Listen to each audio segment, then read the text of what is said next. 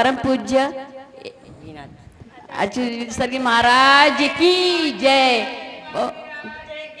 मंच पर विराजित 108 विनीत सागर जी महाराज की जय। ओम राज की जय जय। हो, जय हो, जय हो। थोड़ा पीछे सरक जाओ भाभी, ऐसा बहुत बढ़िया, फोटो अच्छी आई है। आ जाओ वंदे गुरु की शरण में, आ जाओ वंदे गुरु की शरण। जीवन अमोल बिना दाम जाए, गया वक्त खाली वापस न आए। अभी समय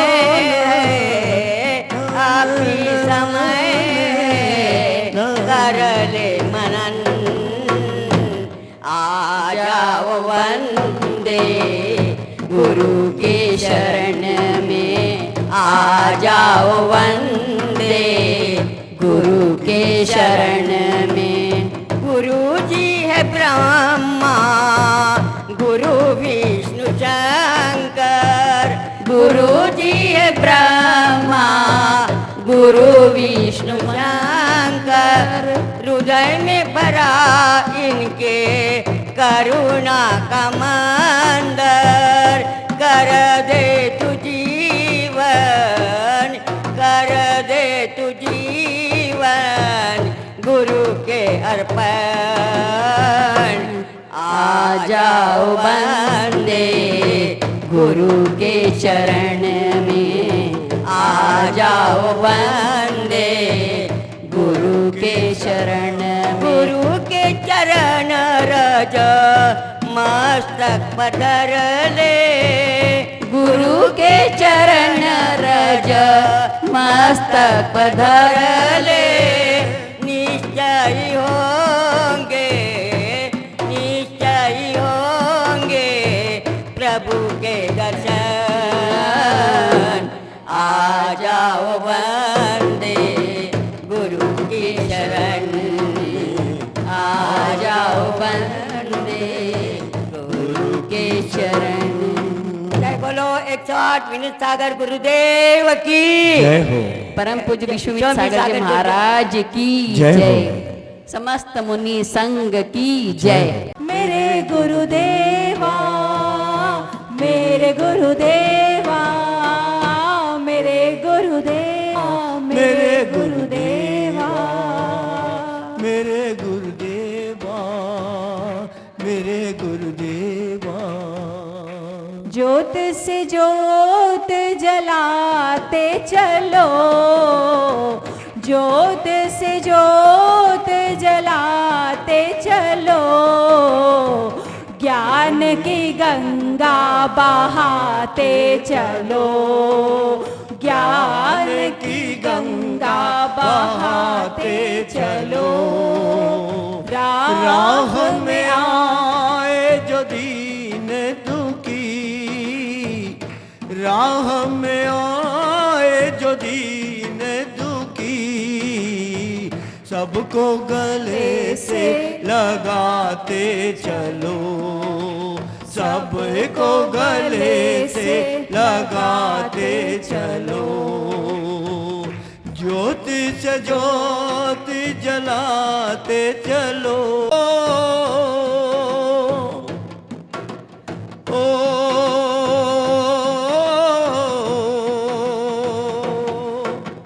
उनके छुए चरण के में पाया सत ज्ञान पाया, जिन वाणी माता, जिन वाणी माँ तेरे शरण आया, जिन वाणी माँ तेरे शरण आया। ज्ञान की दिव्य ज्योति आज पाया।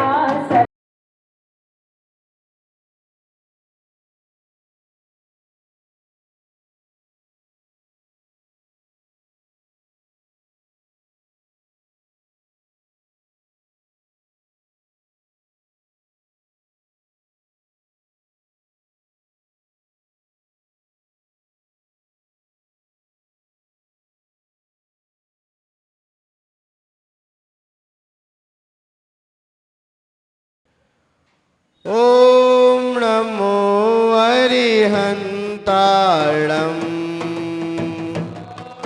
नमो अरिहन्ताणम् ॐ नमो सिद्धाणम् ॐ नमो सिद्धाणम् ॐ नमो आयर्याणम् ॐ नमो वज्रायाणम् ॐ नमो वज्रायाणम् ॐ नमो लोहिषवशाहुणम् ॐ नमो लोहे सवसाहुणम् ॐ नमो लोहिषवशाहुणम् ॐ नमो लोहे सवसाहुणम् आपने आपको आप में वर लिया अपने आपको आपने वर लिया चेतना को स्वयं में प्रखर कर लिया चेतना को स्वयं ही प्रखर कर लिया वीतरागी प्रभु हे महावीर जिन वितरागी प्रभु हे महावीर दिन आदिनाथ प्रभु तुम हो तारण तरण आदिनाथ प्रभु तुम हो तारण तरन आपके दोई चरण में विनम्र नमन आपके द्विचरण में विनम्र नमः त्याग के रूप तुम धर्म के रूप तुम त्याग के रूप तुम धर्म के रूप तुम ज्ञान के रूप तुम ध्यान के रूप तुम ज्ञान के रूप तुम ध्यान के रूप तुम हे विराग गुरु दो विरागी नयन हे विरागी गुरु दो विरागी नयन हे विनम्र गुरु दो मुझे अवशरण हे विनम्र गुरु दो मुझे अवसरण है नमन दे शरण दो समाधि मरण हे नमन दो शरण हो समाधि मरण आपके दोई चरण में विनम्र नमन आपके द्विचरण में विनम्र नमन जय बोले अनंतानंद सिद्ध परमेष्ठी भगवान की जय प्रथम तीर्थंकर श्री ऋषभनाथ भगवान की जय देवाय देवी कयल श्री चिंतामणि पारसनाथ भगवान की जय धर्म तीर्थ शासन नायक अंतिम तीर्थंकर भगवान महावीर स्वामी की जय आचार्य भगवंत गुरुवशी मान तुंग महामुनिराज की जय आचार्य भगवंत गुरुवशी व्राक सागर जी गुरुदेव की जय उच्चारणाचार्य श्री विनम्र सागर जी गुरुदेव की जय अहिंसामयी जैन धर्म की जय जय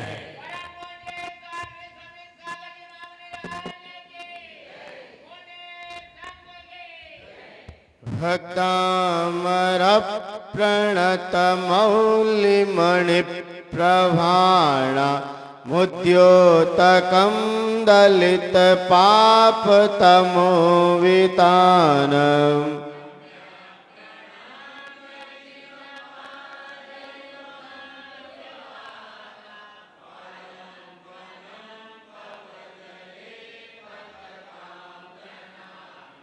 यह संस्तुता शकलवाङ्मय तत्त्वबोधा दुद्भूत बुद्धिपटुभिः सुरलोकनाथै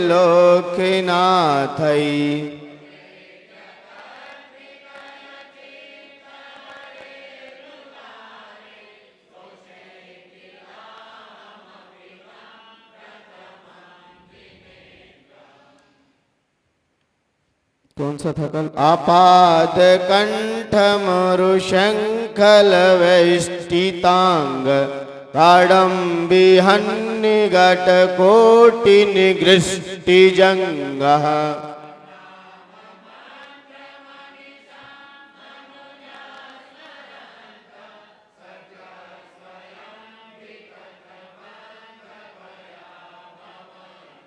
सद्या स्वयं विगत वंद भया भवन्ति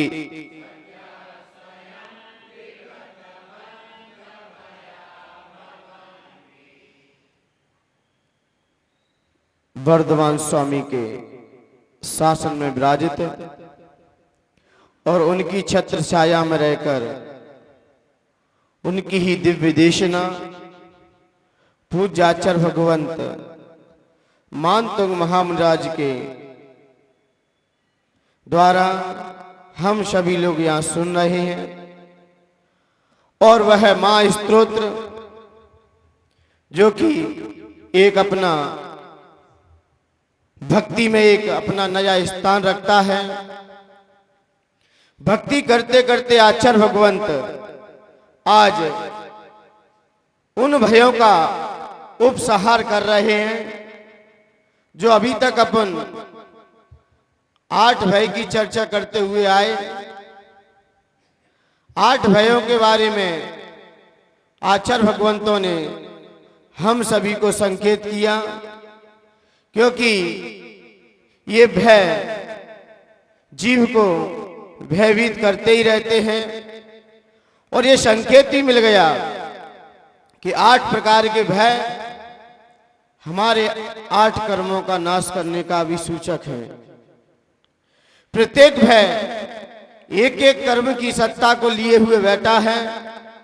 हम एक एक भय की भाव वासना समझने का प्रयास करेंगे तो मुझे लगेगा कि एक एक कर्म एक एक भय को सूचित कर रहे हैं। क्योंकि इसलिए आचार्य भगवंतों ने ये 8 भय दर्शा दिए। अब मुझे सुबह बैठा था और एक चिंतन भी कर रहा था। आचार्य मानतुंग के पास वहां पर किसी प्रकार की भी न कोई कलम थी, न कोई किताब थी, न कोई डायरी थी, किसी प्रकार का कारागृह के अंदर न कागज न कलम।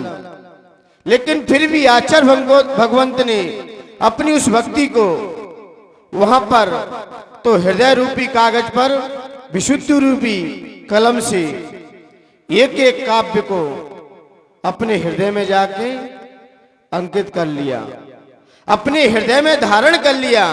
इसलिए आज ये भक्तांबर स्तोत्र सबका कंठाभरण बना है।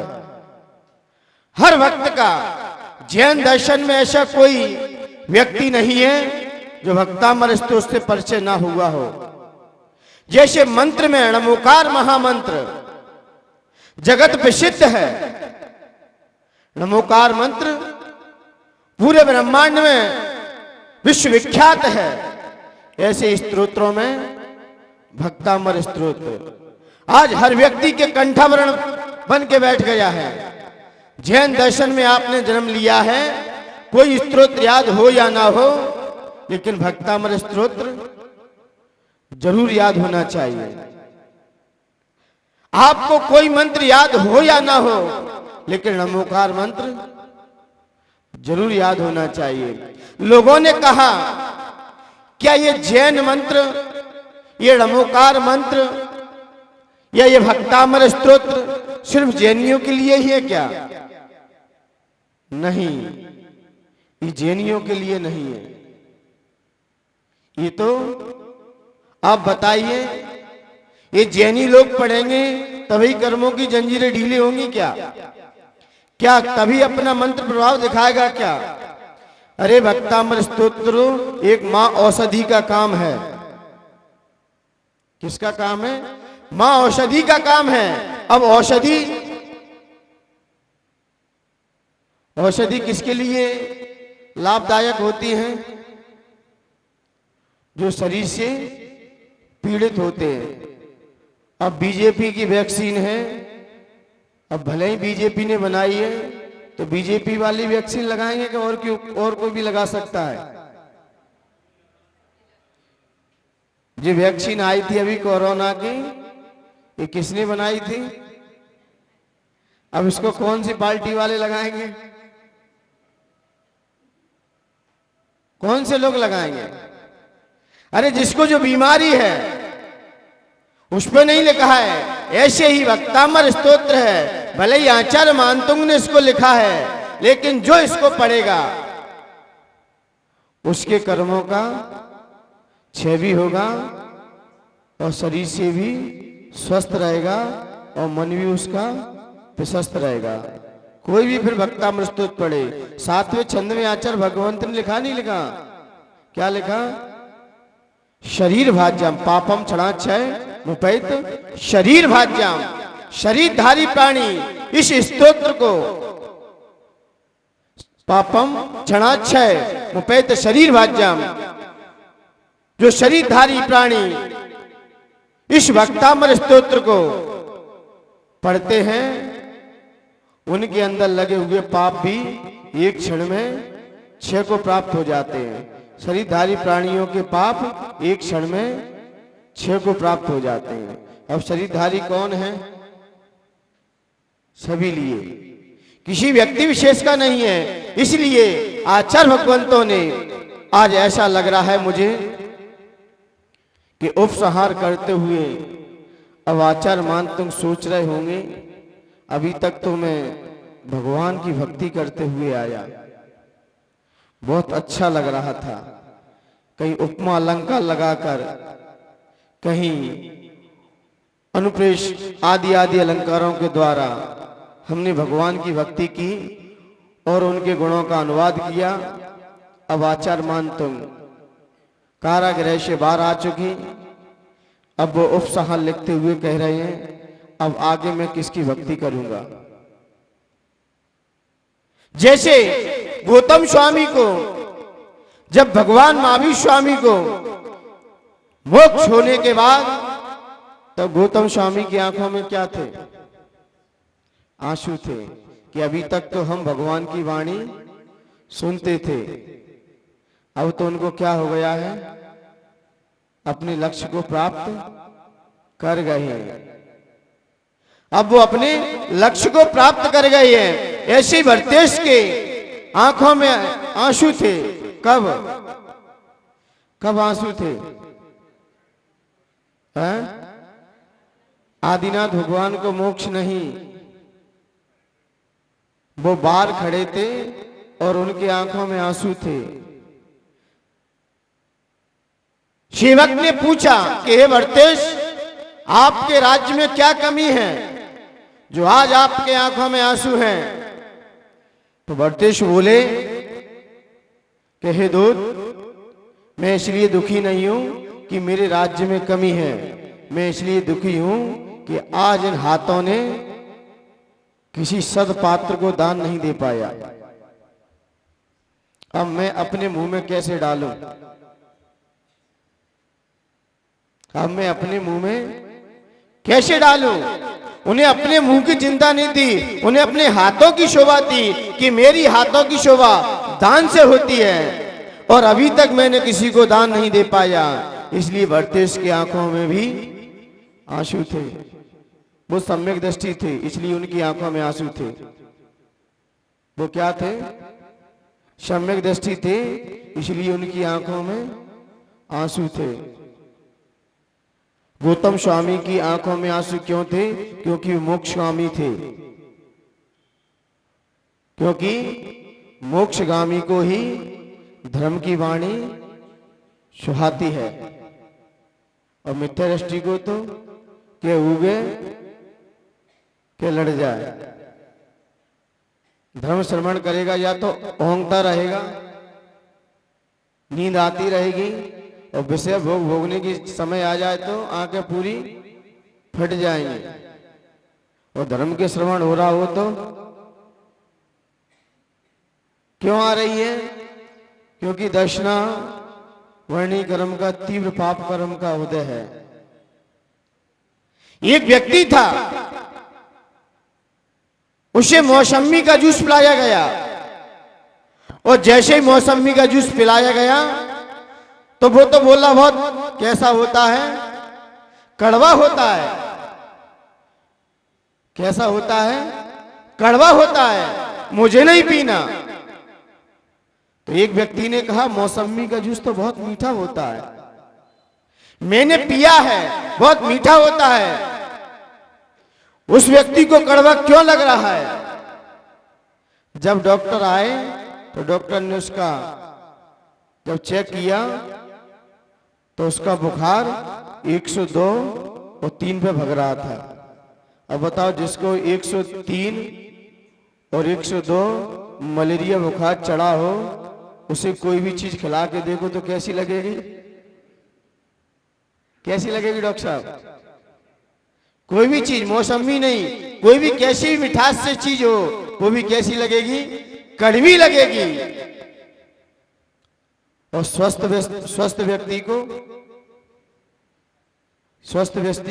व्यक्ति को जैसी वस्तु है वैसी उसका स्वाद आएगा। ऐसे ही जिसे मिथ्यात्व रूपी मलेरिया बुखार चढ़ा हो, उसे जिनवानी की बात भी कैसी लगेगी? कैसी लगेगी? कड़वी लगेगी, क्योंकि मिथ्यात्व रूपी मलेरिया बुखार चढ़ चुका है। इसलिए आचार्य भगवंतों ने ये भक्ति करते हुए हमको संबोधन किया कि आज आचार्य मानते बड़े ही बाहर तो आ गए हैं, लेकिन अभी तो कह रहे तो कम से कम वहां थे तो कम से कम भगवान के गुणगान तो कर रहे थे। अब ये जैसे कि आप लोगों के बीच अब स्तोत्र किस पर चल रहा है? उपसंहार हो रहा है। तो भरतेश की आंखों में आंसू। ऐसे ही जब आचार्य भगवंत किसकी? आचार्य सन्मत सागर जी महाराज जी की जब समाधि हुई तो आचार्य विराग सागर जी गुरुदेव अपने आंसुओं को रोक नहीं पा रहे। बांसवाड़ा में थे और बांसवाड़ा में होने के कारण वो अपनी आंखों के आंसुओं को, मैं समक्ष था ब्रह्मचारी अवस्था में उस समय आचार्य श्री आहार के लिए, क्योंकि गुरु की समाधि हुई है। क्योंकि उन्हें आस थी कि विमल सागर जी नहीं है तो कोई बात नहीं, लेकिन सन्मत सागर जी गुरुदेव तो हैं।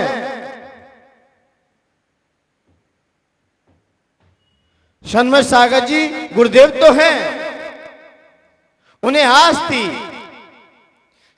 लेकिन जैसे ही सन्मत सागर जी गुरुदेव की समाधि हुई, वहीं बैठ जाओ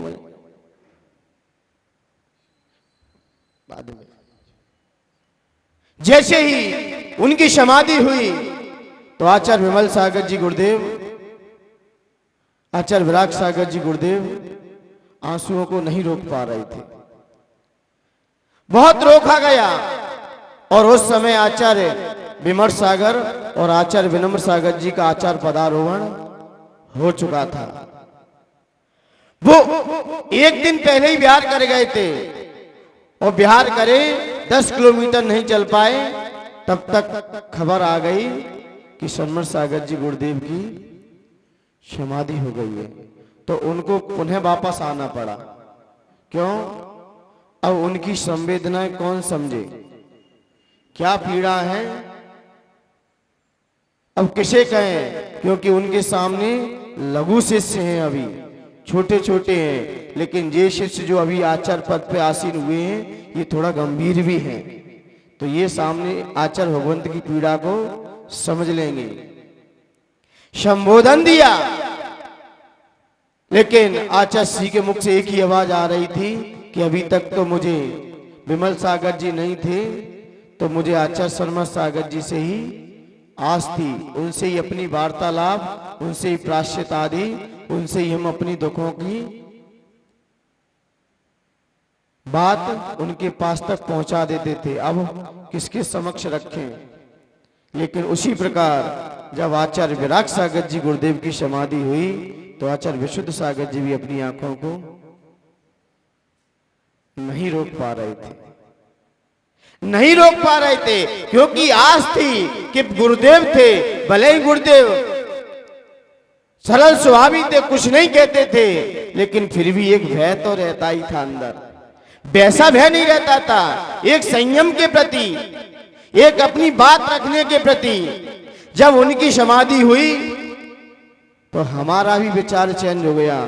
पहले तो ये ख्वाहिश थी कि जिन शासन की प्रभावना को थोड़ा सा अच्छे से करना है, क्योंकि गुरु महाराज आचार्य विराग सागर जी गुरुदेव भले ही इतने विशाल संघ के नायक थे, लेकिन हर शिष्य से सब कुछ पूछते थे और हर शिष्य की खबर गुरुदेव के पास रहती थी कि कौन शिष्य कहां पर है और वहां पर क्या चल रहा है, क्योंकि उनके पास हम लोग भेजते थे। जितने भी शिष्य प्रति शिष्य आचार्य विराग सागर जी गुरुदेव के पास उनकी आज्ञा, उनकी अनुमति लेने के लिए एक बार तो भेज ही देते थे चतुर्मास के बीच में। लेकिन जैसे ही उनका समाधि का समाचार मिला तो मेरा भी विचार चेंज हो गया कि अब कुछ नहीं करना है, सिर्फ अपनी आत्म साधना करने हैं। बस ज्ञान ध्यान तपोरक्ता तपस्वी सा प्रशस्यते, यही गाथा को अपने जीवन में लेना है। श्रावकों के परपंच में, उनके कार्यक्रम में, श्रावक का जो कार्यक्रम होगा उसमें अपनी सहमति, अपनी उपस्थिति दर्ज करा देंगे, लेकिन अपने अंदर से कोई भावना नहीं रही। अब जैसा श्रावक को उचित लगे वैसा करे। अब पहले तो यह था कि श्रावक से ये वाला कार्यक्रम करवाना है, बड़ा अच्छा होना चाहिए। अब सारे अनुमान टूट गए। क्यों? जिंदगी का अब कोई भरोसा नहीं रहा है, क्योंकि आचार्य विराग सागर जी गुरुदेव पर किसी की आस नहीं थी कि वो झटके से हमारे बीच से चले जाएंगे, क्योंकि अन्य लोगों की तो खबर भी हो रही थी। आचार्य विद्यासागर जी गुरुदेव की भी पहले से ही लोगों को सूचनाएं थी। एक बार तो बुलाया भी था सभी को, फिर रोक भी दिया था, लेकिन आचार्य विराग सागर जी गुरुदेव की तो अक्षमात, और वो भी जीते जागते। एक सबको, सभी आचार्यों को उदाहरण भी देके चले गए और अपना पद भी सहजता से छोड़ के चले गए, ताकि आगे चल के कोई विसंवाद आदि ना फैले। और वैसे ही नहीं फैलता था, क्योंकि सब पे पद जिम्मेदार पहले से ही पद दे के चले गए। वो सब जिन पे जो जिम्मेदार दिखाई दिए उन्हें अपने हाथों से दे दिया। और वास्तव में देखा जाए ऐसे ही हम लोगों को जीते जागते सब कुछ त्याग कर देना चाहिए। अभी से हम त्याग करते रहेंगे। और आचार्य भगवंतों के तो कई प्रकार के त्याग थे, लेकिन जैसे ही गए तो आचार्य विशुद्ध सागर, आचार्य विनम्र सागर, आचार्य विहर्ष सागर, कई आचार्य जो उनके द्वारा स्थापित किए गए, सभी की आंखें बिल्कुल झुक गई, नम्र हो गई। ऐसे ही आज ऐसे ही लग रहा है भक्तामर स्तोत्र का उपसंहार चल रहा है। क्या आचार्य भगवंत मानतोंगा भगवान की भक्ति करते हुए आज हमारे बीच उसी छंद को उपसंहार के रूप में लग रहे हैं। आइए छंद पढ़ते हैं, फिर इसकी विशेषता को अपन समझने का प्रयास करेंगे। मत्तत् दीपेंद्र मृगराज दवान लाही,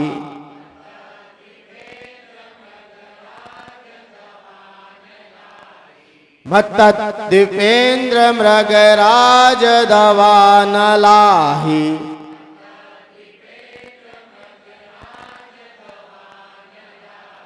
संग्राम वारिधि महोदर वंदनोत्थम,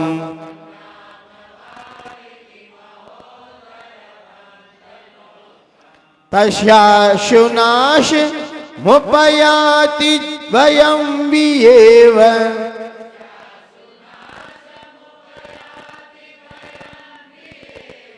तस्याशुनाश मुपयाति वयं विएव,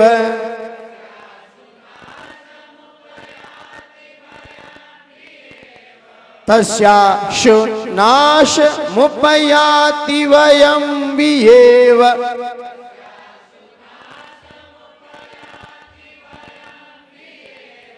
यस्तावकं स्तवामिमं मतिमानधीते।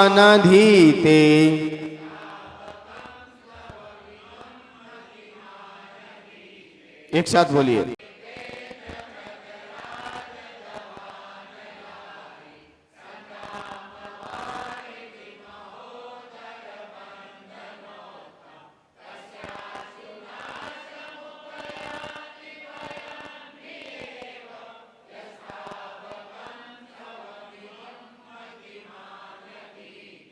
Any problem? पढ़ना आ गया? इस छंद का अर्थ है अस्त्र, शस्त्र आदि निरोधक। अस्त्र किसे कहते हैं? अस्त्र किसे कहते हैं? जिससे अपनी रक्षा की जाए। और शस्त्र किसे कहते हैं? जिससे अपना घात हो जाए। छेड़ाला में देखा है आपने ना, एक हाथ में क्या है? तलवार लिए हैं और एक हाथ में अपना क्या बोलते हैं? ढाल बोलते हैं। ढाल मतलब बचाने के लिए, ढाल अपनी आत्मरक्षा के लिए। जितने भी बड़े बड़े अधिकारी लोग होते हैं, राष्ट्रपति हो या जितने भी हो, अधिकांश सीने में कुछ लगा के चलते हैं।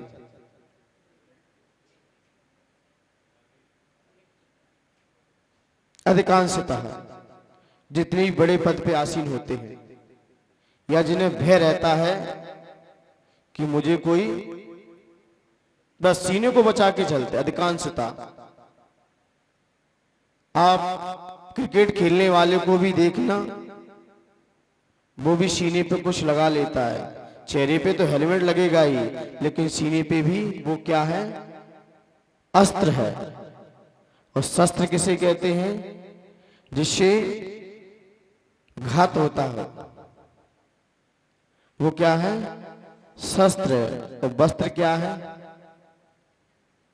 हम पहने हुए, ये क्या है? ये वस्त्र है। आपसे कोई पूछे कि आपके भगवान वीतरागी हैं तो क्यों? आपके भगवान वीतरागी हैं तो क्यों? आपके गुरु महाराज वीतरागी हैं तो क्यों? आप पे कोई प्रश्न कर रहा है सामने वाला कि आपके भगवान नग्न क्यों रहते हैं, ये मुद्रा क्यों अपनाई? क्या इसे पाकर ही भगवान मिलता है क्या? इसे पाकर ही क्या भगवान तक पहुंचा जाता है क्या? आपके भगवान वीतरागी हैं तो क्यों? तो इसलिए आचार्य भगवंतों ने इसकी समीक्षा करते हुए कहा कि आप ने कोई शस्त्र धारण किया है तो क्यों किया आपने शस्त्र धारण? शस्त्र को धारण क्यों किया आपने? क्योंकि हमें किसी से अभी द्वेष है। बंदूक हथियार क्यों रखता है व्यक्ति अपने पास? क्योंकि सामने वाले समय क्या है? द्वेष है। और अस्त्र क्यों आपने लिया? अस्त्र क्यों आपने लिया? वस्त्र क्यों पहना आपने? क्योंकि हमें अपने शरीर से अभी क्या है? राग है। क्या है? राग है। और भगवान इनसे क्या है? रहित हैं। कहना अलग बात है कि भगवान हमारे राग द्वेष से रहित है, लेकिन कैसे रहित हैं? जो डरे डरावे वो रखते हैं अस्त्र शस्त्र वस्त्र, जो न डरते हैं न किसी को डराते हैं। यहाँ तो डर युक्त प्राणी भी निडर होके विचरण करता है। इसलिए हमारे भगवान न किसी को डराते हैं न किसी से डरते हैं, न किसी को भय उत्पन्न करते हैं। इनकी मुद्रा देखकर अच्छे अच्छे क्रूर प्राणी भी शांत हो जाते हैं। कितने भी बलशाली सेना क्यों ना हो, वो भी आके झुक जाती है। इसलिए हमारे भगवान क्या है? वीतरागी हैं। इनका बीत चुका है राग, इन्हें अभी अब शरीर के ऊपर कोई भी राग नहीं रहा और ना किसी के प्रति द्वेष रहा। यदि द्वेष भी रहेगा तभी हम कोई ना कोई हथियार अपने पास रखकर चलते हैं। इसलिए अपने भगवान कैसे हैं? वीतरागी हैं। और आध्यात्मिकता की ओर अपन जब विचार करेंगे, यदि हमारे अंदर प्रमाद पूर्वक क्रिया चल रही हो, प्रमाद हो, तो आप भी अपने क्या हो? सबसे बड़े आप ही अपने शास्त्र लिए बैठे हो, शस्त्र लिए हो अपने हाथ में। यदि आपकी कोई क्रिया प्रमाद पूर्वक हो रही हो तो आप भी अपने आत्मा का घात कर रहे हो। यदि प्रमाद रहित क्रिया हो तो आप भी अपनी आत्मा की रक्षा उस अस्त्र के द्वारा कर रहे हो। अस्त्र प्रमाद रहित क्रिया को सूचक करेगा और शस्त्र प्रमाद सहित क्रिया को सूचक करेगा। आप यदि प्रमाद पूर्वक कोई भी क्रिया करते हो, प्रमाद पूर्वक यदि चलते हो, उठते हो, बैठते हो, तो आचार्य भगवंत कहते हैं कि आप प्रमाद रहित क्रिया करोगे तो आप भी अपनी आत्मा का घात करते ही रहोगे। वो तो हिंसक है, इसलिए वो जीवों को मार रहा है, लेकिन आप प्रमाद करके अपनी चेतना के गुणों का भी घात कर रहे हो। तो हम प्रमाद पूर्वक क्रिया कोई भी करते हैं तो हम भी अपने सबसे बड़े क्या हैं? शत्रु हैं, सबसे बड़े शत्रु हैं। इसलिए आचार्य भगवंत गणधर स्वामी गौतम स्वामी ने भगवान महावीर स्वामी की जब देशना खेल रही थी, उसके उपरांत एक प्रश्न किया कि हे भगवान, संपूर्ण लोग जीवों से भरा पड़ा है, संपूर्ण लोग पूरा जीवों से भरा है। अब किस तरह हम अपनी क्रियाएं करें ताकि हमें नवीन कर्मों का बंध ना हो? क्योंकि संपूर्ण लोग किससे भरा है? जीव से ठसाठस है। और वर्षा काल तो देखा जाए तो इसमें जीवों की उत्पत्ति विशेष हो जाती है। इसलिए इस समय यात्रा आदि सावन और भादों के महीने में कितना ही बड़ा पापी होगा, लेकिन फिर भी वो पाप नहीं करेगा। कितना ही बड़ा पापी हो, एक व्यक्ति जंगल में गया और जंगल में जाते ही उसे सामने शेर दिखाई दे गया और शेर दिखाई दे गया और जाते ही वो व्यक्ति लेट गया और उसने अपनी क्या सांस को रोक लिया और शेर ने सूंघा और शेर ने कहा, तो मुझे बेवकूफ बना रहा है, अभी सावन भादों का महीना चल रहा है, यदि ये नहीं होता तो मैं आपको समझा देता कि क्या होता है। मैं अभी कौन सा महीना चल रहा है? सावन और भादों के महीने में कुरु प्राणी भी हिंसाएं छोड़ देते हैं। अभी नवरात्रि चल रही है ना, अभी अधिकांश लोग छोड़ देंगे क्योंकि इस समय पाप की क्रियाएं रुक जाती हैं। इसलिए आचार्य भगवंतों ने कहा, गणधर स्वामी ने कहा कि हम किस तरह अपनी क्रियाएं करें ताकि हमें नवीन पाप का बंध ना हो। क्योंकि हमारे अंदर पाप का बंध होगा तो संसार बढ़ता हुआ नजर आएगा। तो हमें पापों से क्या होना है? मुक्त होना है, प्रमाद से रहित होना है।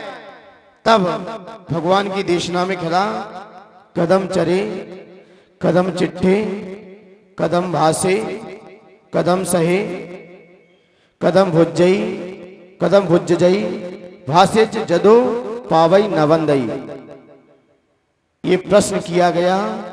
तब भगवान की वाणी से निकला, जदम चरे जदम चिट्ठे जदम वासे जदम सहे जदम भुज्जि वासेज एवं पावई न वंदई। सिर्फ इतना ही कह दिया। उन्होंने कहा हम कैसे चले, कैसे खाएं, कैसे पिए, कैसे सोएं, कैसे रहें, ताकि हमें नवीन पापों का कर्मों का बंध ना हो तो जदम चले। आप ऐसे चले, आप ऐसे उठे, ऐसे बैठे, ऐसे खाएं, आप प्रमाद पूर्वक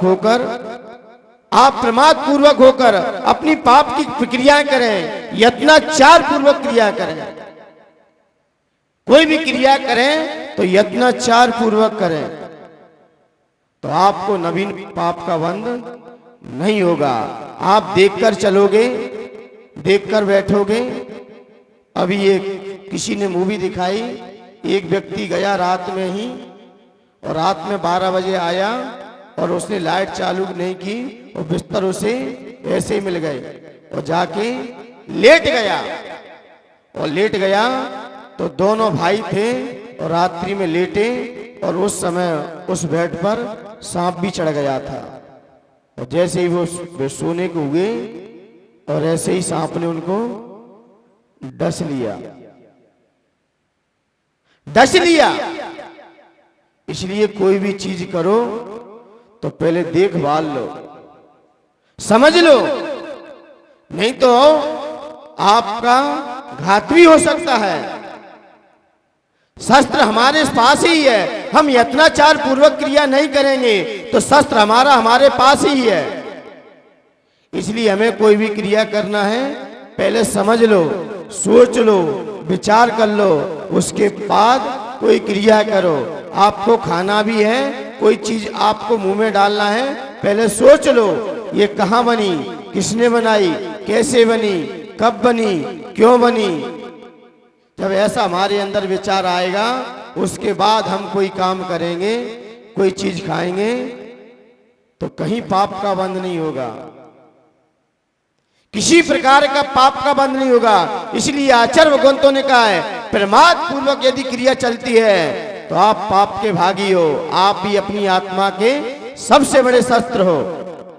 ये बाहर के शस्त्र तो शरीर का घात कर सकते हैं, एक ही भव बिगड़ सकता है, लेकिन प्रमाद हमारे कई भवों को बिगाड़ देगा। सबसे बड़ा हमारी आत्मा का सबसे बड़ा शस्त्र है तो प्रमाद है। आप यदि देखकर चलते हो और आगे एकदम आपके सामने चींटी भी आ गई, अचानक चक्कर सामने आ चुकी है और आप देखकर चल रहे हो तो मर भी गई है, तो आचार्य अमृतचंद स्वामी पुरुषार्थ सिद्धि उपाय में कहते हैं आपको पाप का बंध नहीं होगा। और आप बिना देखे चल रहे हो और चींटी भी आपके पैर से बच जाए तो आपको पाप का बंध होगा। क्यों? क्योंकि आप देख ही नहीं रहे हो। ये तो उसकी किस्मत है, वो साइड से हो गई, लेकिन आपने कसर नहीं छोड़ी। तो इसलिए आचार्य भगवंत क्या कहते हैं, देखभाल कर चलो, संभल के चलो। देखभाल के चलोगे तो आप नवीन कर्मों का बंध नहीं कर सकते। और यत्नाचार पूर्वक रहित क्रिया की तो आप पाप के भागी बनते ही रहेंगे। इसलिए कोई भी कार्य करें यत्नाचार पूर्वक। ये भगवान महावीर स्वामी की देशना में निकला कि श्रावक हो चाहे श्रवण हो, इन्हें देखभाल करके ही कोई कार्य करना है। इसलिए हम इसका निरोध कर सकते हैं। अस्त्र शस्त्र से रहित हम, अस्त्र हमारा आत्मा का है तो प्रमाद रहित क्रिया यत्नाचार पूर्वक हमारा क्या है, अस्त्र है। और शस्त्र क्या है हमारा, प्रमाद सहित क्रिया। यदि हमें इसका दोनों का निरोध करना है तो हमें उस अपने स्वरूप को जानकर वहां तक पहुंचना पड़ेगा। इसलिए मान्यवर यहाँ पर अस्त्र शस्त्र रहित क्रिया का यहाँ पर चर्चा करते हुए कहा। आइए इसकी जाप देखते हैं। ओम ह्रीम अरम नमो सिद्धाय दृणाणम। ओम ह्रीम अरम नमो सिद्धाय दृणाणम। ओम ह्रीम अरहम नमो सिद्धाय दृणाणम। ऐसे मुनिराज, यहाँ मुनिराज की नहीं है, यहाँ तो क्या है, सिद्धायतन। सिद्धायतन कहाँ पर है, सिद्धायतन कहाँ पर है। कोई पूछे आपको सिद्धायतन, सब सिद्ध इस वचन से पूर्व कहे हुए समस्त जिनों को ग्रहण करना चाहिए। यहां पर जिन्होंने भी सिद्धता को प्राप्त किया है किसी भी रूप में, चाहे क्षेत्र सिद्ध हो चाहे काल सिद्ध हो, किसी प्रकार की सिद्धता को प्राप्त किया है, ऐसे सिद्ध आयतनों को मेरा प्रणाम है। आयतन का मतलब क्या होता है? आयतन। उनके शरीर को प्रणाम करने से, तन का मतलब होता है शरीर, आय का मतलब होता है इनकम, आयतन,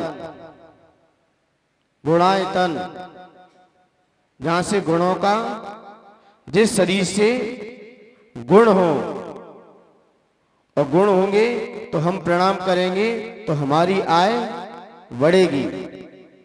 आपने देखा ना, न्याय और अन्याय, कहते न्याय से कमाओ, नीति से कमाओ, नीति से अपना पेट भरो, अन्याय से नहीं, अन्याय से नहीं। एक व्यक्ति था, कोई भी हो, उसने क्या लिखा बोर्ड पे? वो घूस ले रहा था। क्या ले रहा था? घूस ले रहा था किसी से। तो उसने ये क्या किया आपने? बोले अन आय, अन आय। शब्द ही आपको सिद्ध कर देगा। अन्याय का मतलब ही क्या है? जो क्या बोलते हैं, मायाचारी करके किसी को फंसाया जाए तो क्या कहते हैं? आपने उसके साथ क्या कर दिया? अन्याय कर दिया, अन्याय कमा लिया आपने। तो यहां पर आचार्य भगवंत कहते हैं ऐसे सिद्ध आयतन जिनके शरीर से, इसलिए आपने 6 अनायतन भी सुने होंगे। सम्यक दर्शन के लक्षण में आते हैं, आते कि नहीं आते? अनायतन और आयतन। तो अनायतन को लेना चाहिए कि आयतन को? आयतन। 6 आयतन होते हैं, अनायतन नहीं होते। अनायतन होते कि आयतन होते हैं? आयतन होते हैं। 6 आयतनों का पालन करना चाहिए। आय जिनके शरीर से हमारे, और जिनके शरीर से हमारे गुणों का बढ़ोतरी ना हो, विकास ना हो, वो क्या है? अनायतन है। और जिनके शरीर से हमारे गुणों में वृद्धि हो, वो आयतन है। शरीर से हम भगवान को प्रणाम करेंगे, इसलिए देव शास्त्र गुरु को क्या कह दिया? ये आयतन है। ये क्या है? आयतन है। और इनको मानने वाले, अब इनकी आप संगति करोगे तो आपके गुणों में क्या होगी? गुणों की आय बढ़ेगी, गुणों की वृद्धि होगी। इसलिए यहाँ पर जितने भी सिद्ध क्षेत्र हैं उन सभी को यहाँ प्रणाम किया गया है। जितने भी सिद्ध आयतन हैं, कहां कहां पर हैं? ऊर्ध्वलोक में कितने सिद्ध आयतन हैं? मां कितनी प्रतिमा विराजमान है ऊर्ध्वलोक में? तो 84,97,023 कहां पर विराजमान है? ऊर्ध्वलोक में विराजमान है। मध्यलोक में 458 जिनालय है, और अधोलोक में 7,72,00,000। ये तीनों लोक में क्या है? अकृत्रिम जिनालय हैं। ये आप चले जाओगे लेकिन इन जिनालयों का कुछ नहीं होगा। यह सिद्धों की प्रतिमा विराजमान है, यह अरिहंतों की प्रतिमा विराजमान है, अरिहंतों की ही प्रतिमा विराजमान है यहाँ पर। ये भी सारे सिद्ध हुए हैं, सभी सिद्ध हो गए हैं। ऐसा लगता है इनका यदि कुल टोटल निकाला जाए तो 8,56,97,481 जिनालय हैं। 481 जिनालय में यदि 108 का इंटू कर दें, क्योंकि एक एक जिनालय में 108 प्रतिमाएं हैं। कितनी प्रतिमाएं हैं? 108 प्रतिमाएं हैं। तो लगता है 9 अरब 25 करोड़ 53,07,948 प्रतिमाएं हैं। सबसे पहले इनको प्रणाम करो।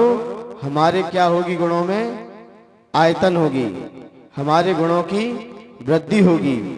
इतनी प्रतिमाएं 9 अरब 25 करोड़ 53,27,948 प्रतिमाएं जहां जहां विराजमान हो उनके पावन चरणों मेरा बारंबार नमस्कार हो, नमस्कार हो। ये यहाँ पर क्या है? ये प्रतिमा विराजमान है। ये तो अकृत्रिम है, देवों द्वारा सुरक्षित है, लेकिन और भी है। सिद्ध क्षेत्र शिखर जी है, सोनागिरी जी भी है, आदि गुणावा नवादा कहां कहां पर है। जितने भी सिद्ध क्षेत्र हैं उन सारे सिद्ध क्षेत्रों को यहाँ प्रणाम किया गया है कि सभी सिद्धों को मेरा बारंबार प्रणाम हो ताकि उनके गुण भी मुझे प्राप्त हो। यहाँ पर ऐसे निर्माण क्षेत्रों को यहाँ प्रणाम करते हुए आचार्य भगवंतों ने इसलिए यहाँ पर उपसार कर दिया। पहले तो क्रम क्रम से मुनराजों की वंदना कर रहे थे, अब तो सारे सिद्ध क्षेत्रों को भी अब कोई नहीं लिया, क्योंकि यहाँ सिद्ध क्षेत्र किसे कहते हैं? सिद्ध क्षेत्र, अस्य क्षेत्र और तीर्थ क्षेत्र मैंने बताया भी है शायद। जहां से किसी मुनिराज ने निर्वाण की प्राप्ति की है, अपने लक्ष्य को प्राप्त किया है, वो क्या है? सिद्ध क्षेत्र है। अस्य क्षेत्र जहां पर कोई आश्चर्यपूर्वक घटना घटी है। राजस्थान पूरा अस्य क्षेत्र से भरा है। राजस्थान प्रांत ऐसा है वहां कोई सिद्ध क्षेत्र नहीं है, कोई सिद्ध क्षेत्र नहीं है, सिर्फ अस्य क्षेत्र मिलेंगे आपको वहां। कोई भी हो, महावीर जी क्या है, तिजारा जी क्या है, चांदखेड़ी किसमें आता है? राजस्थान में आता है। ये क्या है? सब ये सब अस्य क्षेत्र हैं। सोनागिर क्या है? और तीर्थ क्षेत्र किसे कहते हैं? तीर्थ क्षेत्र किसे कहते हैं? अरे पढ़ते नहीं है? सासू तीरथ ससुरा तीरथ है, सासू तीरथ ससुरा तीरथ है, और तीरथशाला और विजय सेठ जी और चारों धाम। अब इनको तीर्थ क्षेत्र क्यों कह दिया? तीर्थ क्षेत्र का मतलब है जहां से हमारे तिरने के भाव हो, जो हमें संसार से तिरा दे, वो है तीर्थ क्षेत्र। और वास्तव में घरवाली चारों धाम है। ना मानो तो सैनिक से पूछ लो जाके। राजा सैनिक से पूछ लो जाके कि चारों धाम कहां हैं। तीर्थंकर प्रगति का बंद किसने कराया? श्रीपाल से पूछ लो जाके। इसलिए पत्नी के आगे धर्मपत्नी क्यों लगाया जाता है? जो अपने पति को धर्म पे लगा दे, वास्तव में वही धर्मपत्नी है। और जो अब पत्नी अपने पति को धर्म पे ना लगा पाए, वो कौन सी पत्नी है? मुझे लगता है वो कर्म पत्नी है। वो कर्मों का ही बंद कराएंगे। धर्म पत्नी उन्हें ही कहा है। इसलिए वो क्या है? मनीष जी समझ में आ रही कि नहीं आ रही? जो हमें धर्म पे लगा दे, फिर ये किन प्रकार है? वास्तव में वही धर्म पत्नी हमारी अर्धांगिनी कहा गया। उसे अर्धांगिनी किसको कहा गया? भगवान को भी कहा गया, क्योंकि 4 घातीय कर्मों का नाश कर दिया है। वास्तव में वही अर्धांगिनी है। इसलिए तीर्थ किसे कहते हैं? जहां से तिरने का भाव हो, फिर कोई भी हो। फिर सासू भी यदि प्रतिमाधारी हैं तो वही तीर्थ है। आप ये श्राद्ध पूछे मन जाओ, आप अपने माता पिता को भी अच्छे से भोजन कराओ। हमारे गुरुदेव कहते हो जितनी सेवा आप संतों की करते हो उतनी सेवा घर पे माता पिता है उनकी करो, क्योंकि प्रतिमा तो मूर्ति किसने बनाई है? मूर्ति तो हमने ही बनाई है, हमने ही अपने हाथों से बनवाकर विराजमान किया है। लेकिन जिसे हमने बनाया है उसे तो हम श्रद्धा से पूछते हैं, लेकिन जिसने मुझे बनाया है, जिसने मुझे बनाया है, उसको हम ठुकरा देते हैं, उसको हम नजरअंदाज कर देते हैं। दान दे लेना, कितने भी तीर्थ क्षेत्रों की वंदना कर लेना, कितने भी सिद्ध क्षेत्रों की वंदना कर लेना, यदि आपके माता पिता दुखी हैं, संकट में हैं। एक बहू थी, उसकी पड़ोसन ने कहा कि आपकी सासू बहुत परेशान है। बोले आप ले जाओ तो।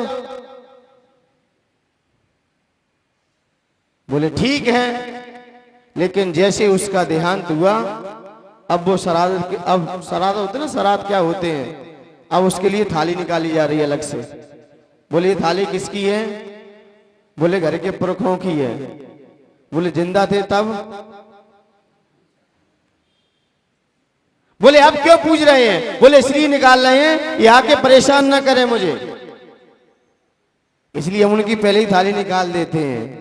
मान्यवर, जिंदा में पूज लो, उनकी दुआएं मिलेंगी, उनका आशीर्वाद रहेगा, फिर कैसे भी हो माता पिता आपके ही हैं, आप ही उनकी सेवा, इसलिए यही सबसे बड़े हैं। किसकी अपेक्षा से? गृहस्थ आश्रम में रह रहे हो, इसलिए जहां से हमारे त्रिने के भाव हों, ये भी आपका मंदिर तीर्थ क्षेत्र है, क्योंकि मंदिर से भी हमारे त्रिने के भाव होते। आप उसमें पढ़ते ना, मुनराज आ जाते तो क्या बोलते? चढ़ते फिरते। मुनराज को भी क्या कह दिया? तीरथ कह दिया। वो चलते फिरते तीरथ हैं। ये कौन से हैं? एक चल तीरथ होता है, एक अचल तीरथ होता है। चल तीरथ कौन से हैं? मुनिराज आदि जो विचरण कर रहे हैं वो कौन से हैं? चल तीरथ हैं। और अचल तीरथ शंभेशिखर, ये क्या है? अचल तीरथ हैं। यही तो वहां पहुंचे थे, ये चल तीरथ नहीं तो अचल तीरथ बनाए हैं। अचल तीरथ किसने बनाए? हम अचल तीरथों के तो पैर पड़ते हैं, और चल तीरथ सामने दिखाई दे जाए तो मुंह फेर लेते हैं। ये तो हमारी सोच है। शिखर जी की तो खूब वंदना करेंगे, और शिखर जी पे गया कौन? शिखर जी को पवित्र करने के लिए। वहां किसने निर्वाण को प्राप्त किया? कपड़े वालों ने? किसने प्राप्त किया? और सामने दिख जाए तो हैं? अब बताइए इनकी बुद्धि में क्या है अभी, कि तीर्थ हमारे सामने खड़ा है, हम उसकी विनय नहीं कर पा रहे हैं, और अचल तीरथ को मान्यवर सोच बदलो, परिवार बदल जाएगा, आपका सब कुछ बदल जाएगा। इसलिए मान्यवर यहाँ ऐसे सिद्ध आयतनों को यहाँ प्रणाम किया गया है। आइए इसके छंद के अर्थ को देखते हैं। मत्तत दीपेंद्र, मत उन्मत्त हो गया है। कौन? दीपेंद्र। दीपेंद्र का मतलब होता है हाथी। मृगराज, मृगराज का मतलब आप चित्र की तरफ देख लो एक बार। चित्र में सिर्फ हम आपको वैसे ही समझा दे रहे हैं, अर्थ तो हम इसका बता ही देंगे। क्या कह रहे हैं? एक व्यक्ति है, हाथ जोड़े खड़ा है। क्या है? पहले तो एक एक भय था, अब एक साथ एक व्यक्ति के ऊपर एक साथ भय आ चुके हैं। अब कौन सा भय था? पहले हाथी का भय। क्या है? हाथी दिख रहा है, नहीं दिख रहा है? हाथी का भय। फिर उसके बाद सिंह का भय, सिंह के बाद फिर दावानल, अग्नि, और फिर सांप, आही। आही का मतलब सांप, सांप का भय। और फिर संग्राम, युद्ध का भय। वारिधि, समुद्र का भय। महोदर, जलोदर, रोग का भय। बंधनोत्तम और बंध का भय।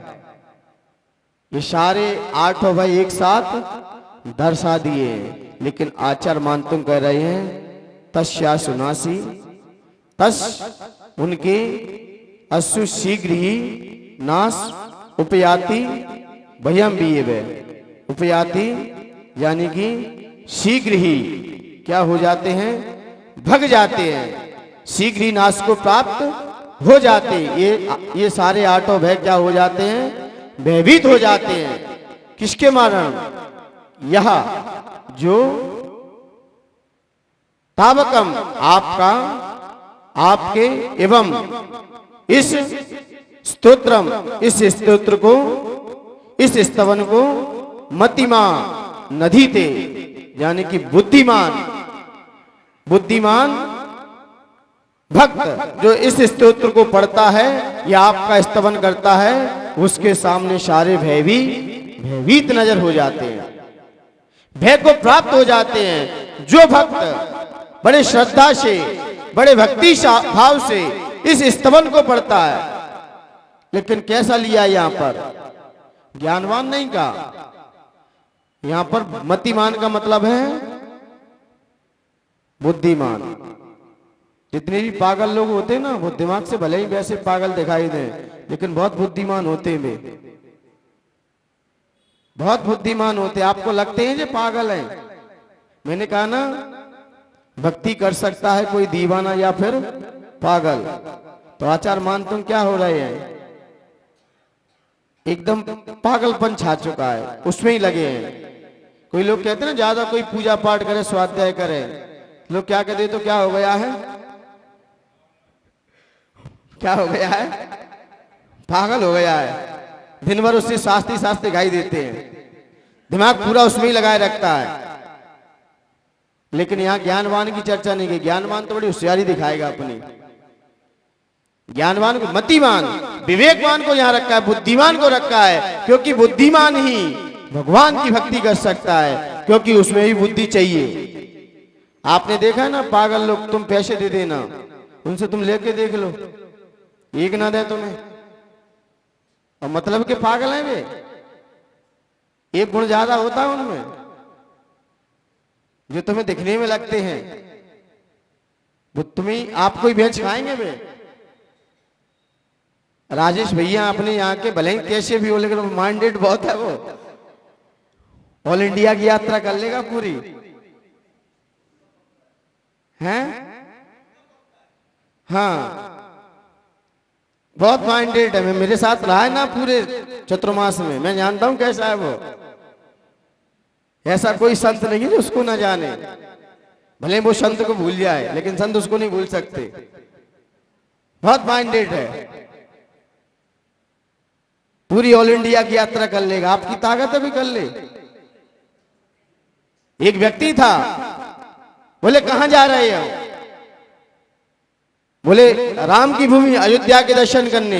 बोले टिकट, बोले राम के दर्शन करने जा रहे हैं। तो टीटी बोला कि राम की जन्मभूमि नहीं, अब कृष्ण की जन्मभूमि चलो। कहां चल रहे अब, राम की जन्मभूमि में अब आपका कोई काम नहीं, अब कहां चल रहे हैं।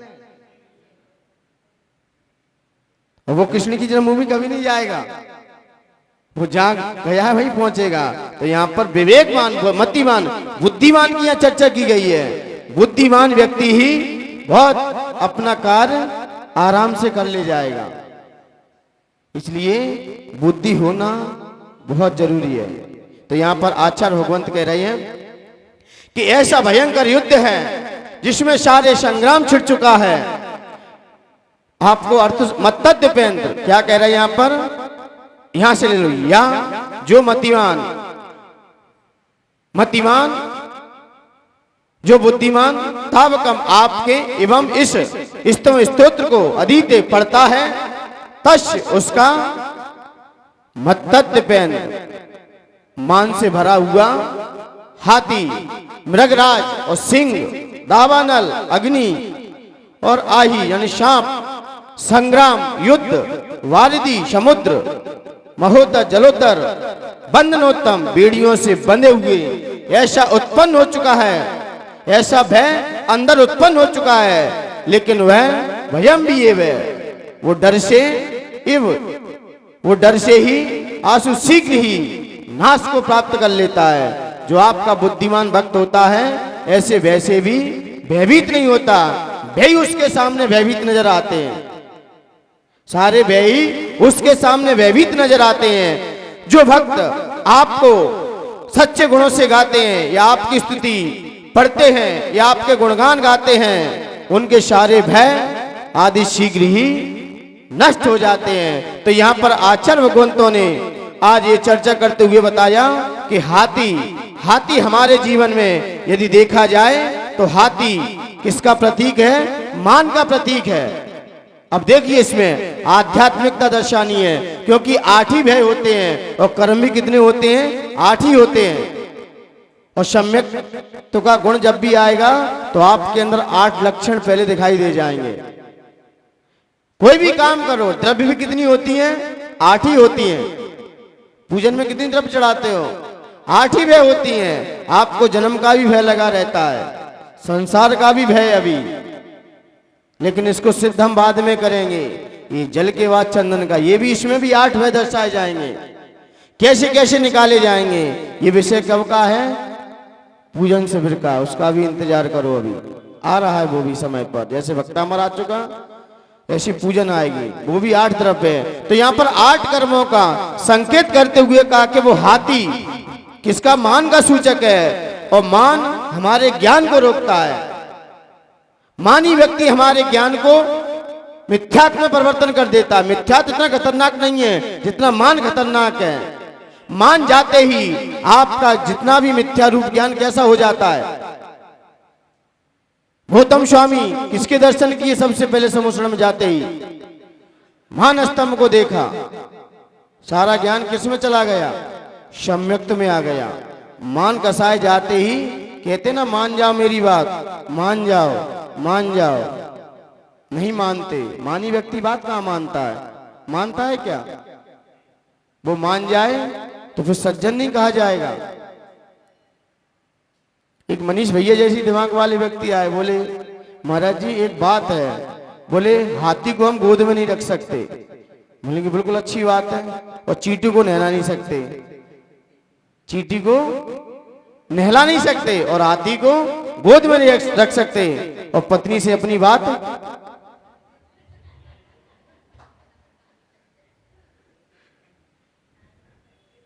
उनकी तो हाँ में हाँ और ना में ना मिलाते रहो तो भाई अच्छे हो। कुछ किया तो यहाँ पर ऐसा दिमाग मनीष जैसे लोगों को चल सकता है। तो यहाँ पर हाथी कैसे किसका सूचक है?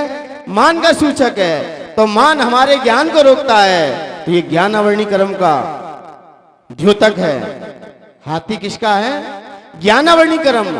आपको ज्ञान पे आवरण डालता ही रहेगा, आपके ज्ञान को विकास नहीं होने देगा।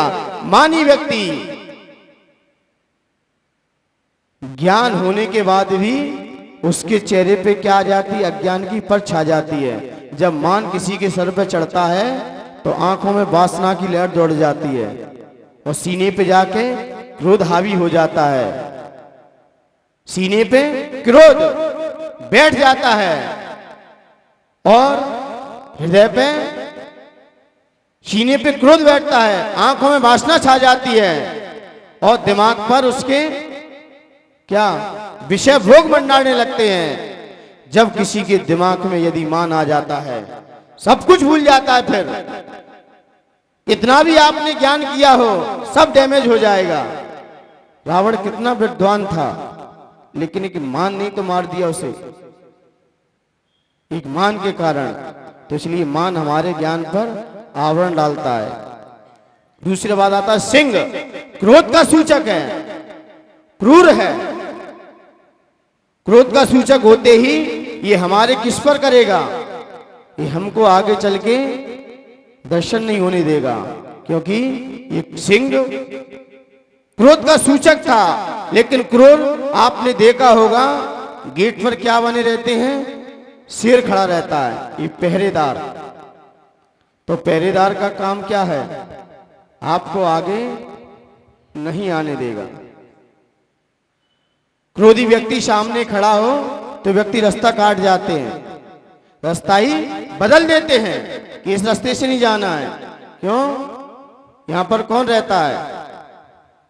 क्रोधी यदि क्रोध करता हो तो बालक भी आपको छोड़ के भाग जाएगा। मम्मी का स्वाब जब देखो तब कैसा है, तो गुस्से में अपने भी पराये हो जाते हैं। पराये तो अपने हो या ना हो, लेकिन अपने ही पहरेदार। तो पहरेदार का काम किसना है? दर्शनावणी कर्म का। आपका दर्शन नहीं होने देगा, आपको अपने स्वरूप पर नहीं जाने देगा। इसलिए यहां पर पहरेदार की तरह वह सिंह खड़ा रहता है। तो सिंह दर्शनावणी का सूचक भी है और इधर क्रोध का भी उद्योतक है। अब इसके बाद आता है सांप का भय। सांप का भय आया कि नहीं आया? सांप का भय किसको सूचक करता है? ये मोहिनी कर्म को सूचक करता है। जितने भी लोभी व्यक्ति होते हैं ना, घर के प्रति लोभ रहता है, मोह ज्यादा रहता है, वो आगे चल के क्या बनते हैं?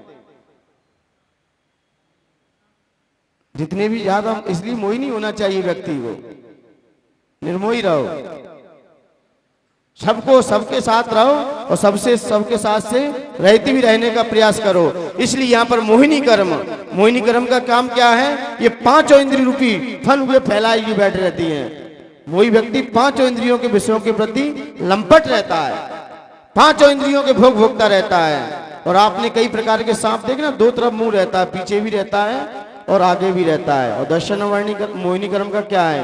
ये दो मुखी होती है, इस चारित्र का भी घात करती है और दर्शन का भी घात करती है।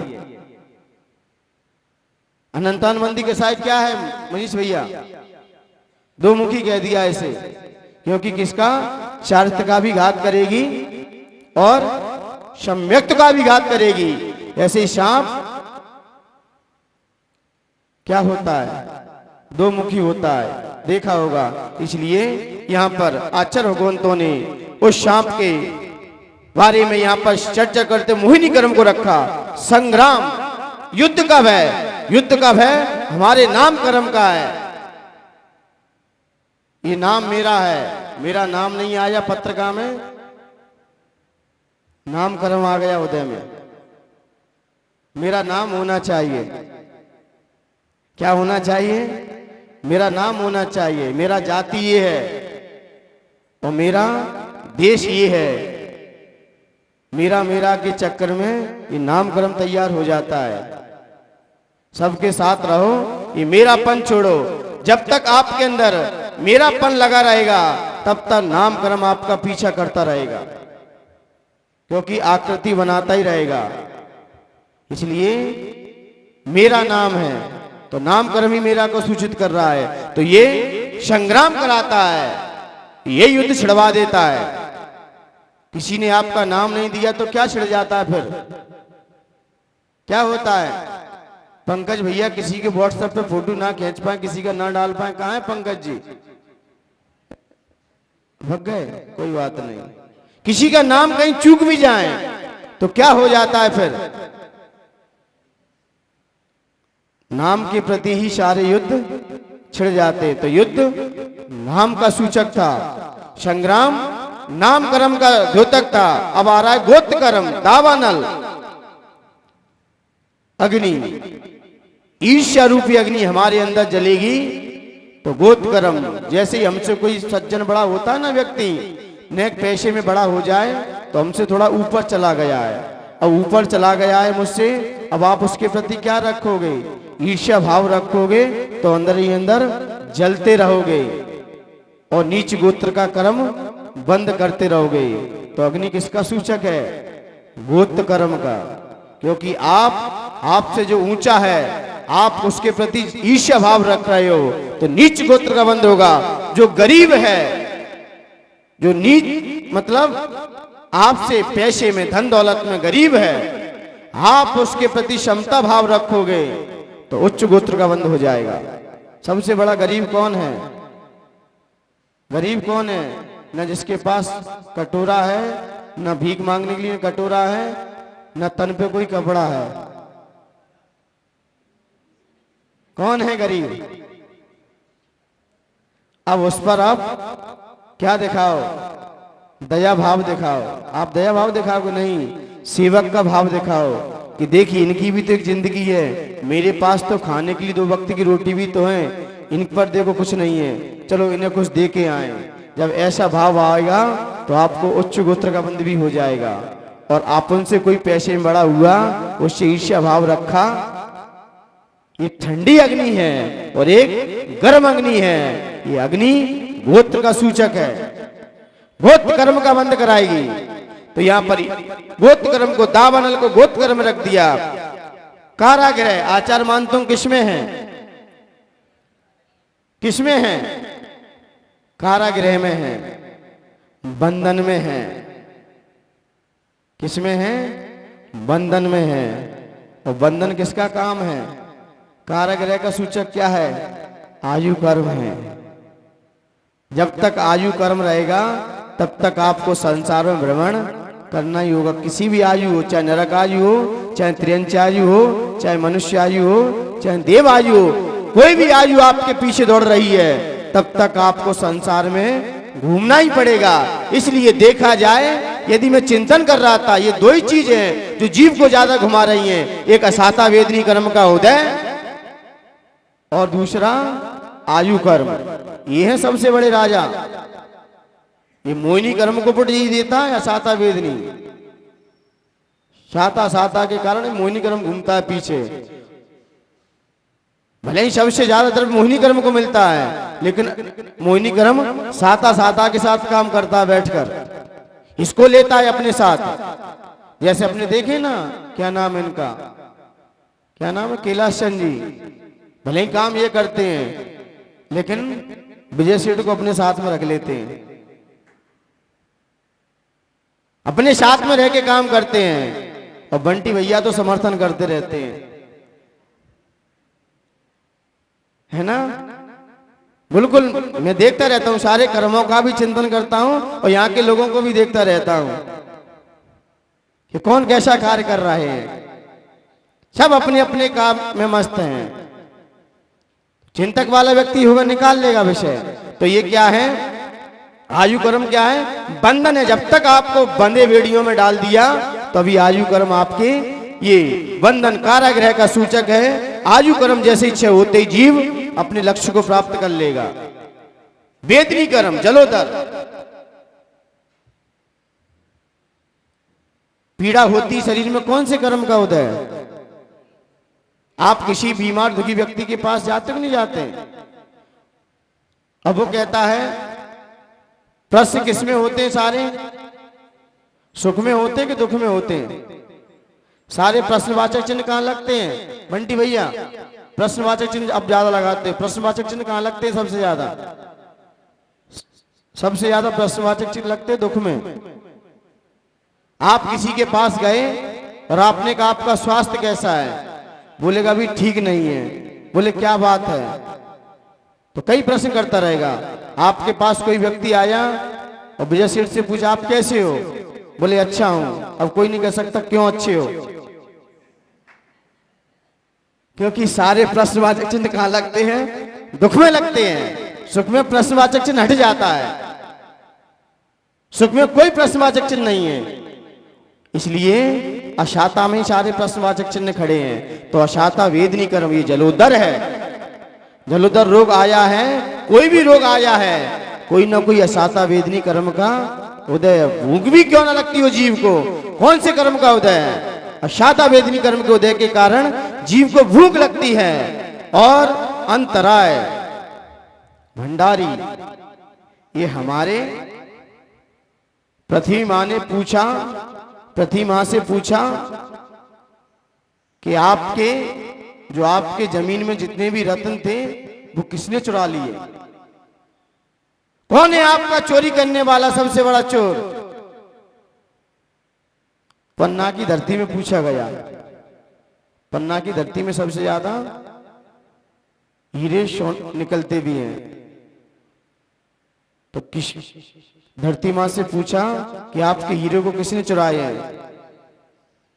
तो फिर मां बोली, हीरे चुराने वाला मेरा एक ही सबसे बड़ा है, जो मेरे हीरे को अपने पास छुपा लेता है और नीचे जाके पहुंचा देता है। बोले कौन है? वो समुद्र है।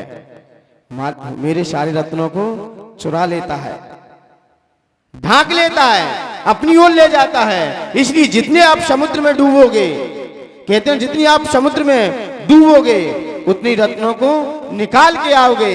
ऐसे ही आप भक्ति रूपी गंगा में डूबोगे उतनी आप अपने अंदर से रत्नों को निकाल सकते हैं। इसलिए ये समुद्र के गर्भ में अचिंत संपदाएं छुपी हुई हैं, अनेक संपदाएं हैं। समुद्र की जितनी गहराई में जाओगे उतनी आपको रत्न मिलेंगे, क्योंकि धरती माँ के सारे रत्नों को किसने चुराया है? इस समुद्र ने चुरा लिया है, अब ढक लिया है। भंडारी का काम ही क्या होता है? भंडारी का काम क्या होता है? दौलत को छुपा के रखना, दौलत को छुपा के रखना।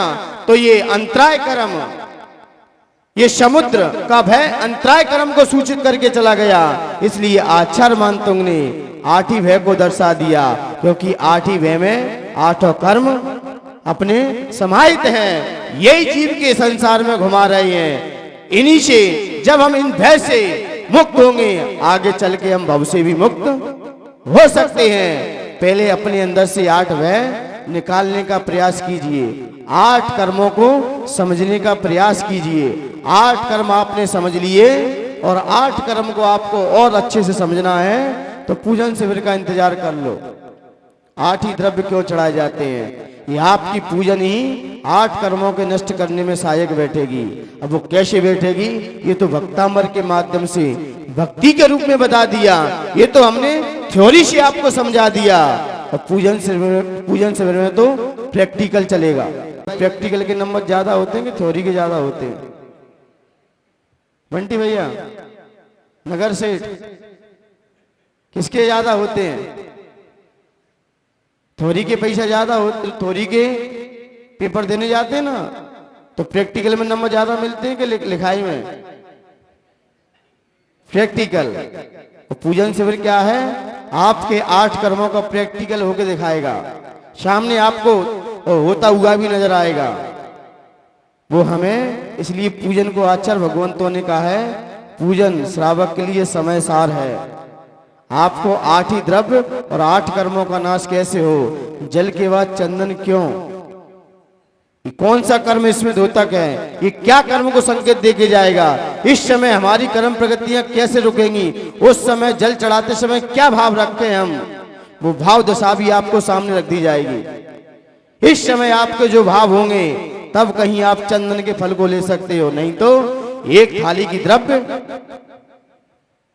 दूसरी थाली में ट्रांसफर हो गई।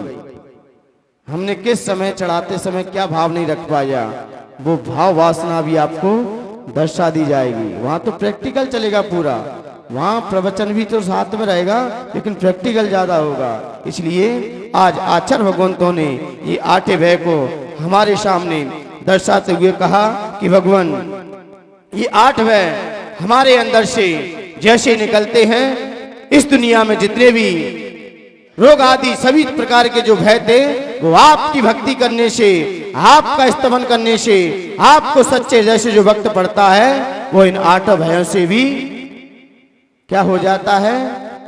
मुक्त हो जाता है। वो भय भी भयभीत नजर आते हैं। इसलिए आचार्य भगवंतों ने यहाँ पर ये छंद रखा, प्यारे आदिनाथ भगवान करे गुरुमान तुंग गुणगान, जिन्हें नित्य रोके हमारी है भक्तांबर स्तोत्र की महिमा। कि मोरी सुन लइयो हृदय में गुण लइयो, हाथी शेर महावन अग्नि सांप समंदर भारी, युद्ध भूमि में वह रोग जलोदर बंधन से भयकारी। हे प्रभु बुद्धिमान नर तेरी गुणमय स्तुति पढ़ते, नष्ट करे वे सारे बंधन निर्भय हुए विचरते। बताते मान तुंग भगवान मान कर धरो हृदय में, यही सब कर्म निवारी है भक्तांबर स्तोत्र की महिमा। सबसे न्यारी है कि मोरी सुन लइयो हृदय में गुण लइयो। मत हाथी शेर बंधक सांप दावानल, भूमि रणवारिद महोदर पाप के हैं फल। शीघ्र ही इनके भयों से मुक्त होते हैं, हे प्रभु समधी जो गुण से युक्त होते हैं। आदि प्रभु का गान करो नित नमन करो, नमन करो आदिनाथ गुरु मान तुंग को। करूं नमन हो विनम्र भक्तामर गाऊं, मैं पावन आदिनाथ गुरु मान तुंग को करूं नमन। जय बोले आदिनाथ भगवान की जय। जय बोले आचार्य मानतुंग मोहम्मद राज की जय। आचार्य विनम्र सागर जी गुरुदेव की ओम ह्रीम अरव नमो सिद्धाय दृणाणम, ओम ह्रीम अरव नमो सिद्धाय दृणाणम, ओम ह्रीम अरव नमो सिद्धाय दृणाणम, ओम ह्रीम अरव नमो सिद्धाय दृणाणम, ओम ह्रीम अरव नमो सिद्धाय दृणाणम, ओम ह्रीम अरव नमो सिद्धाय दृणाणम, ओम ह्रीम अरव नमो सिद्धाय दृणाणम, ओम ह्रीम अरव नमो सिद्धाय दृणाणम, ओम ह्रीम अरव नमो सिद्धाय दृणाणम, ओम ह्रीम अरव नमो सिद्धाय दृणाणम, ओम ह्रीम अरव नमो सिद्धाय दृणाणम, ओम ह्रीम अरव नमो सिद्धाय दृणाणम, ओम ह्रीम अरव नमो सिद्धाय दृणाणम, ओम ह्रीम अरव नमो सिद्धाय दृणाणम, ओम ह्रीम अरव नमो सिद्धाय दृणाणम, ओम ह्रीम अरव नमो सिद्धाय दृणाणम, ओम ह्रीम अरव नमो सिद्धाय दृणाणम। शब्द सिद्धाणम की सिद्धाय दृणाणम। हाँ, सम्यक दर्शन सम्यक ज्ञान सम्यक चारित्र्य नमो नमः।